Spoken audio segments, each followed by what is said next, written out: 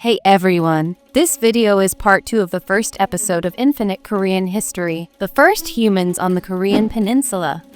Do you remember what we learned last time? We're looking at 5 stories to understand the first humans on the Korean Peninsula. First, we learned about human evolution through bones. Second, we saw how walking upright gave us 2 hands to use tools, setting us apart from other animals. Now, shall we move on to the third story? The third story of the earliest humans on the Korean Peninsula, fire. How do you feel when you see meat sizzling over a fire? Doesn't it make your mouth water? Did you know that since the Earth was born, humans are the only creatures that use fire? This hot fire transformed humans amazingly. In a way, it was a hot transformation tool. Wait, you mean eating cooked food automatically gives you a makeover? A smaller jaw and a flat stomach? That's amazing. Not sure what I mean yet. Then let's start the story. Have you ever read Greek mythology? There's a story about Prometheus, who gave fire to humans. He did something wonderful for us, but because he stole Zeus's fire, he couldn't avoid punishment. He was chained to a rock and an eagle pecked at his liver. Thanks to Prometheus, humans were able to progress using fire. As we can see from myths, fire was truly important to humanity. So, who were the first to actually use fire? It was humans who lived about 1.8 million years ago. These humans were smart enough to use fire they happened to find in nature. They used the heat to stay warm and to drive away scary animals.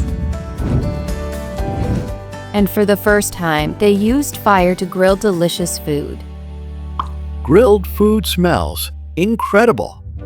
Unlike tough raw meat, meat and vegetables grilled over fire were soft and easy to eat.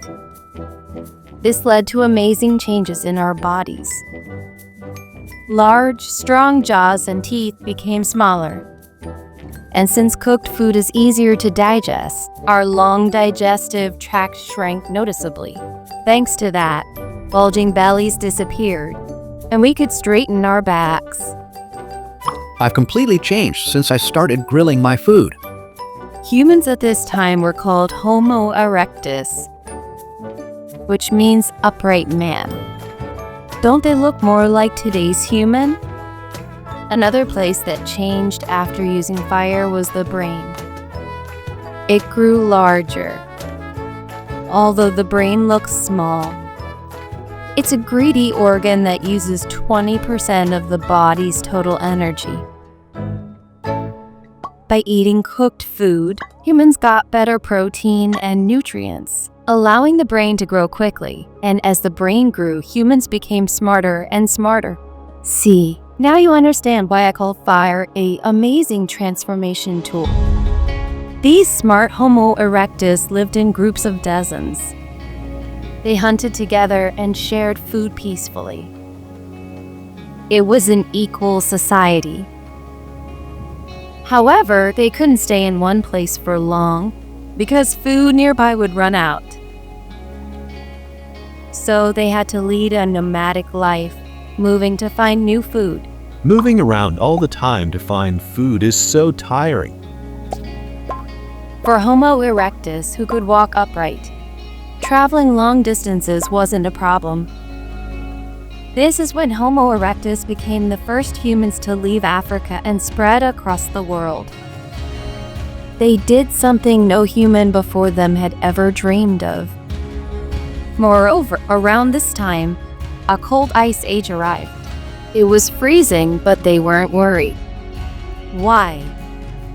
Because they had fire. With fire, we can go anywhere, even if it's cold and dark.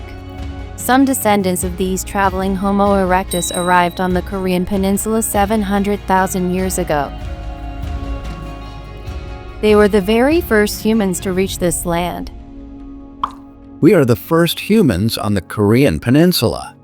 Is the story over already? No. Even more exciting things are coming. The fourth story of the earliest humans on the Korean Peninsula, symbols. Do you like drawing or making things? You've probably used your imagination to create something. One thing is for sure, we don't make things for no reason. About 40,000 years ago, there were people who made statues and paintings to express their thoughts. Who were they, and what were they thinking? I bet God looks like this. I'm going to throw a feast when this is finished. I can't wait. Around 200,000 BCE, a new type of human appeared in Africa. They were called Homo sapiens, meaning wise man. As the Ice Age came, they began to spread across the world just like Homo erectus. They even crossed frozen seas to reach the Americas. But do you know why they are called wise man? Homo sapiens were different. They could use language. Language allowed people to communicate their thoughts clearly. This allowed them to build stronger communities. Since they could cooperate through conversation, they were great at hunting. Homo sapiens survived the fierce competition for food. As their groups grew, they began to create their own culture to make the community stronger. If everyone shares the same dreams and hopes, the group becomes more united. Humans dreamed of having many children, hunting well, and living happily. To express these dreams, they began to paint on cave walls and carve stone statues. I'm definitely going to catch this tomorrow. There are cave paintings and statues that give us a peek into the minds of Homo sapiens. Famous ones include the Lascaux and Chauvet caves in France, and the Altamira cave in Spain. The Venus of Willendorf from Austria is a famous statue. Before writing existed, wall paintings were the best way to pass on knowledge, and statues were symbols of hope and faith. Language, paintings, and symbols tied people together. Now, living with hundreds of people was no longer a problem. Finally, a society where everyone was united as one was born. United by symbols, Homo sapiens had nothing to fear. Oh God, please bless the future of our tribe. Around this time, other human species lost the competition and disappeared from Earth. These smart Homo sapiens are our direct ancestors. The fifth story of the earliest humans on the Korean Peninsula, Pit House. Clang. People started building houses. A house is a must if we're going to settle down. So this is the house. Humans were building their first houses. This signaled a massive change. You might ask, what's so special about building a house? Once you know why, you'll discover the secret of how the prehistoric age ended. Our cave dwelling days are finally over. Around 10,000 BC, the world faced another huge climate change. As the Ice Age ended and it got warmer, sea levels began to rise. The Korean Peninsula took its current shape, and Japan, which was connected to the mainland, became an island. Large animals like mammoths disappeared, and smaller, faster animals like deer, rabbits, foxes, and birds appeared. This is when human life changed drastically. You can't catch those fast animals with those old tools.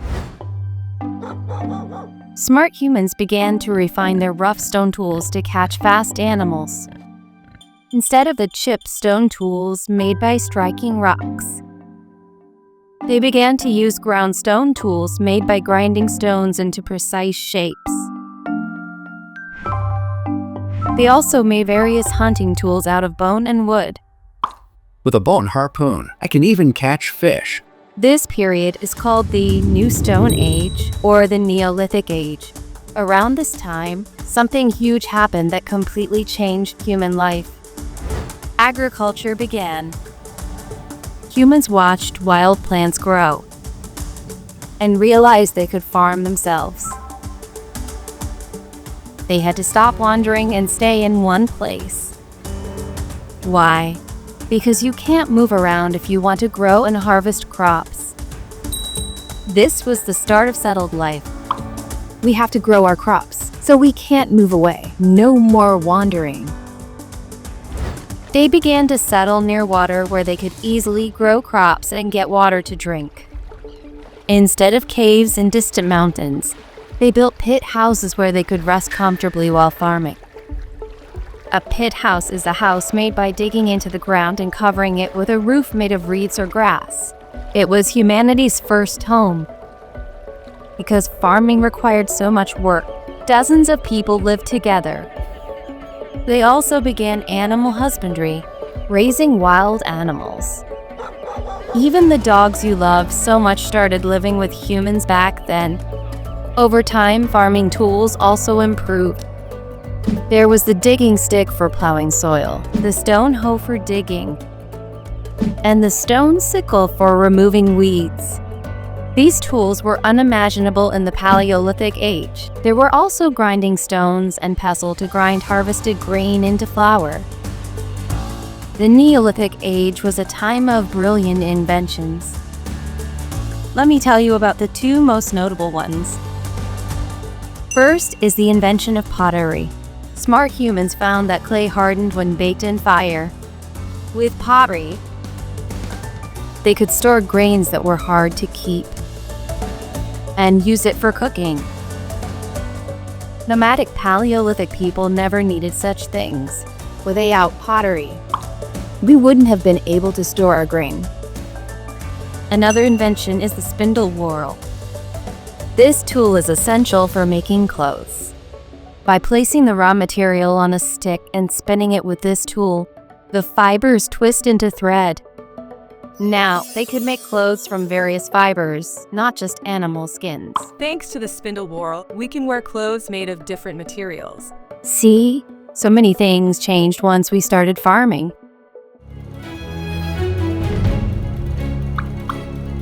As farming stabilized life, the population began to grow. This meant more things were needed. New jobs outside of farming appeared, and laws and systems had to be created. Through this continuous progress, a nation was finally formed. Around this time, writing was invented. This marked the end of the prehistoric age and the beginning of the historical age. The prehistoric age was a very long time spent preparing to create societies and nations. And through this, humanity became the masters of all creation. Now, the Korean Peninsula was also awaiting the birth of a new nation. That was Gojoseon, the first state of the Korean people. The history of the Korean people starts now. Did you enjoy our journey through the long prehistoric age? Next time, we'll meet Dangun and learn about Gojoseon. It's full of exciting stories. Are you excited too? Then let's meet again next time. Bye.